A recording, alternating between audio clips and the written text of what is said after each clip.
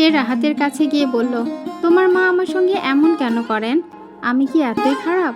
রাহাত শান্ত গলায় বলল, ধৈর্য ধরো নীলিমা, মা একটু কঠিন মানুষ, কিন্তু সময়ের সঙ্গে সঙ্গে ঠিক হয়ে যাবে। নীলিমা আর কিছু বলতে পারল না। তার মনে হলো সে যেন এই সংসারে একা। নীলিমা তার শাশুড়ির সাথে আরও যত্ন সহকারে কথা বলতে লাগলো। তিনি যখন রাখতেন, নীলিমা হাসি মুখে বলতো, মা আপনি ঠিক বলছেন, আমি শিখে নেব। একদিন শাশুড়ির জন্য তার পছন্দের ফুলের গাছ এনে বাগানে লাগালো। শাশুড়ি চুপচাপ দেখলেন, কিছুই বললেন না। এক সন্ধ্যায় শাশুড়ি হঠাৎ অসুস্থ হয়ে পড়লেন।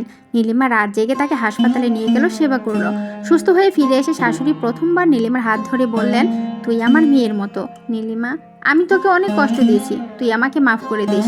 নীলিমার চোখ ভিজে গেল। সে বলল, মা আপনি আমার মা, আমি কখনো মনে রাখি?